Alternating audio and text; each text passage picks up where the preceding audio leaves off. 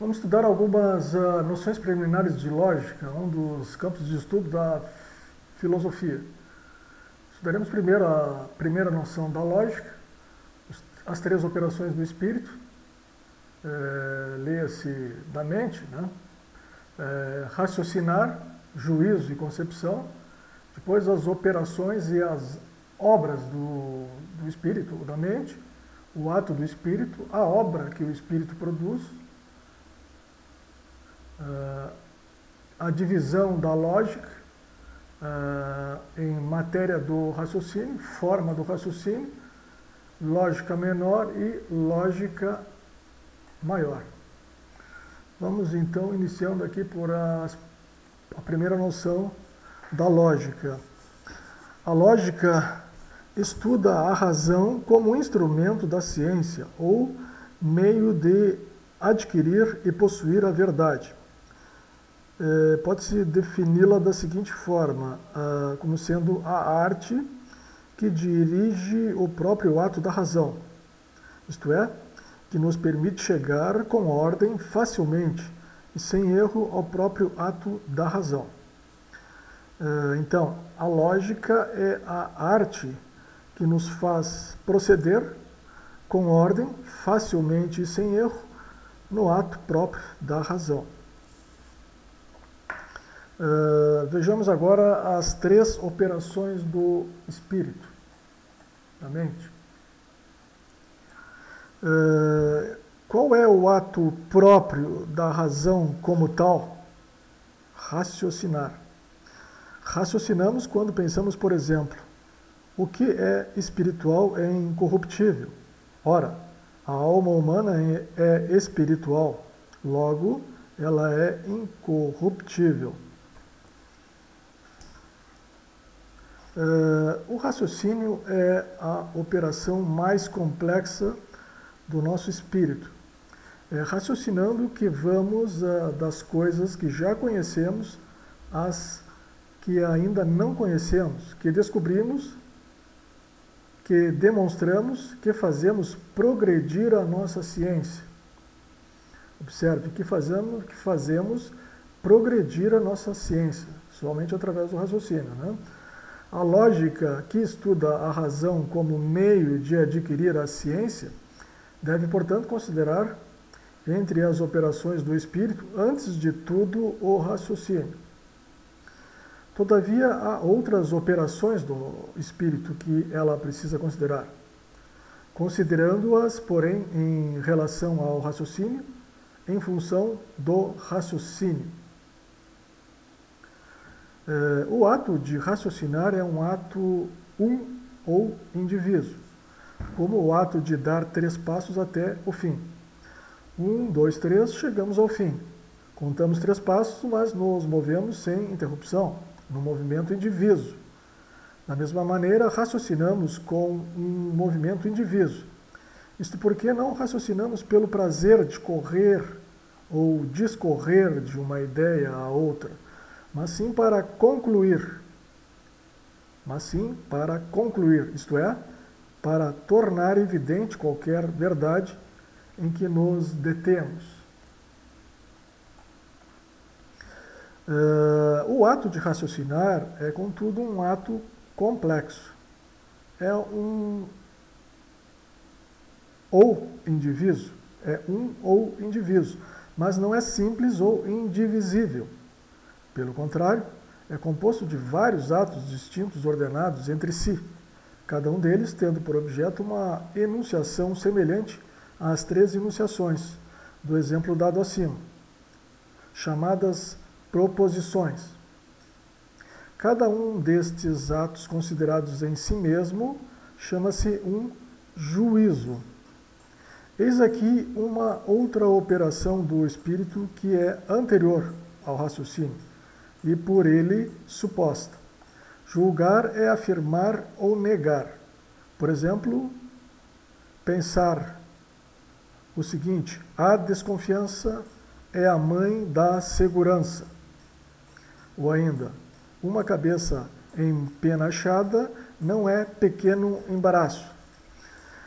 Pelo primeiro juízo, afirmamos deste termo, desconfiança, este outro termo, mãe da segurança, isto é, identificamos esses dois termos dizendo, existe uma coisa,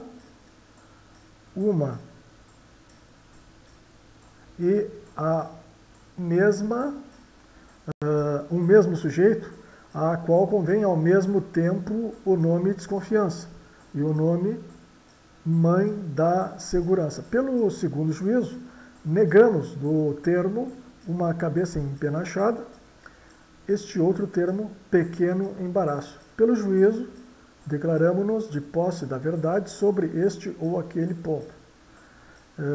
Um homem sábio é um homem que julga bem. O ato de julgar é um ato ou indiviso, como o ato de dar um passo, ou, mais propriamente falando, um ato simples, isto é, indivisível. Assim, o juízo dado acima como exemplo não é uma justaposição de três atos de pensamentos diferentes.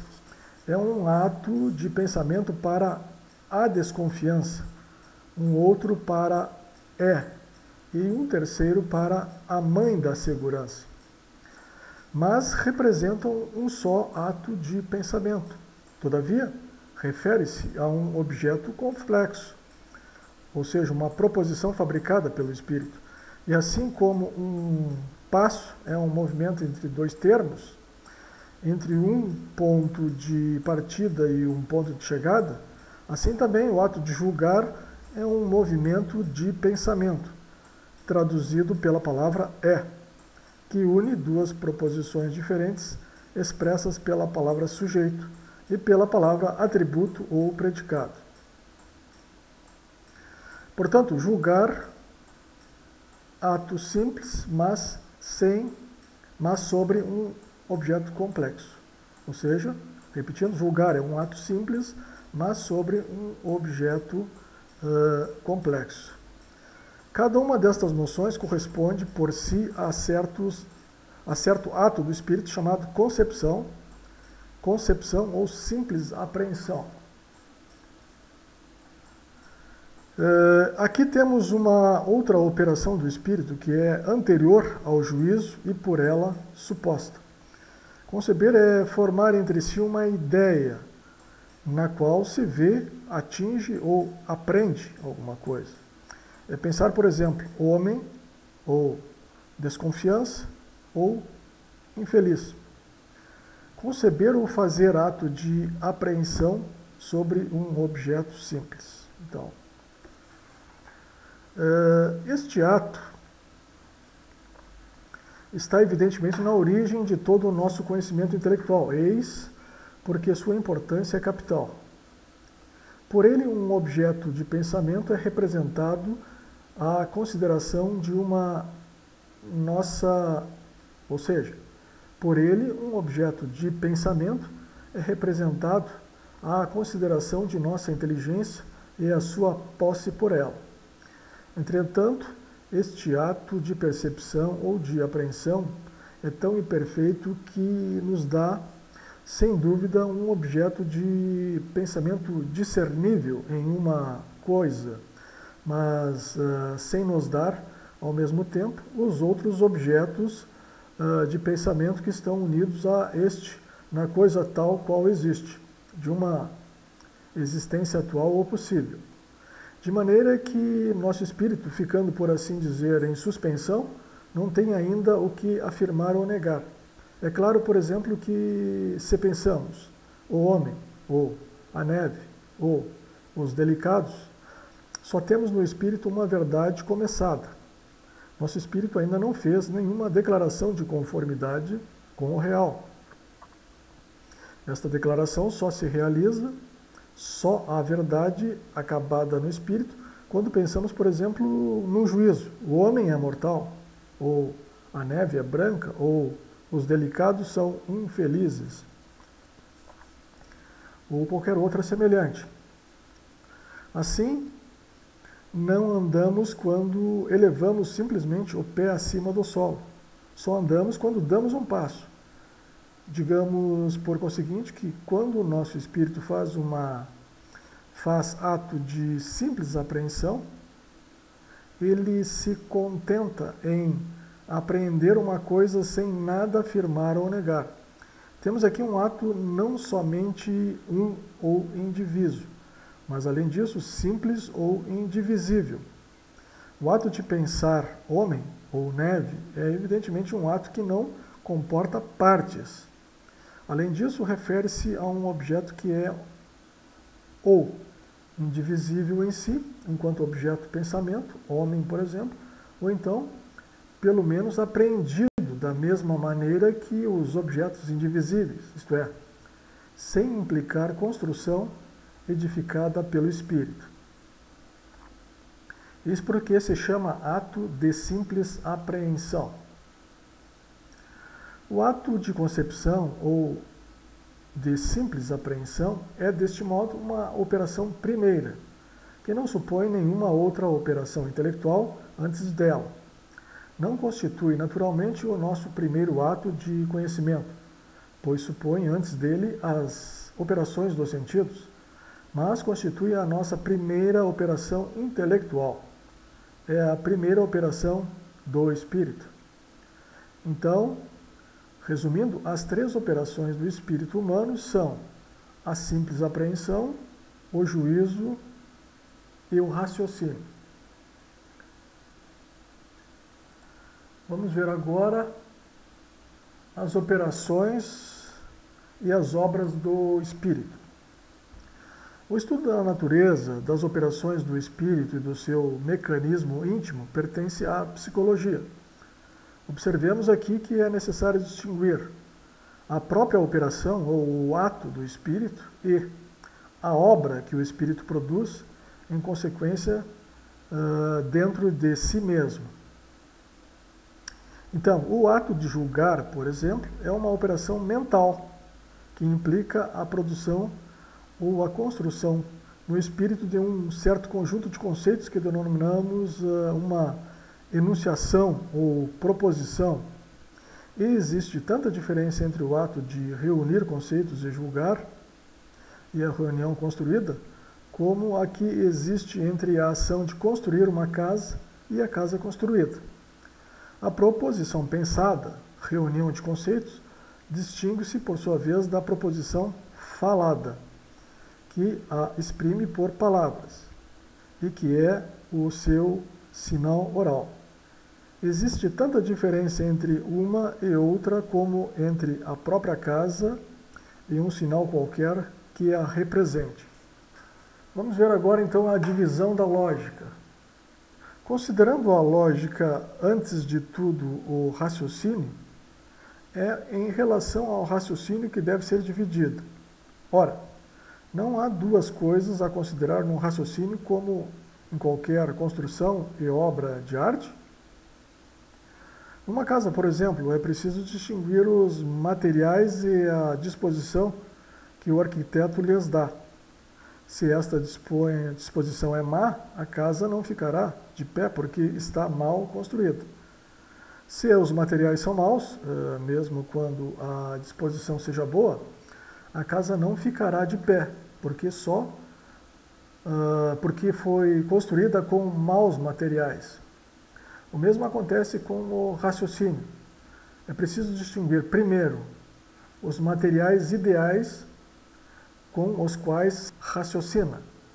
É o que se denomina a matéria do raciocínio. E segundo, a disposição segundo a qual estes materiais são reunidos no espírito, de maneira a sustentar a conclusão. É o que se chama forma do raciocínio. Em virtude de sua forma, o raciocínio é correto ou incorreto. Em virtude da sua matéria, é verdadeiro ou falso. Vejamos o seguinte raciocínio. Primeira proposição: nenhum homem faz o mal. Segunda: ora, este criminoso é homem. Terceira: logo, este criminoso não faz o mal. É correto, a forma é boa, a conclusão é bem deduzida, mas conclui falsamente.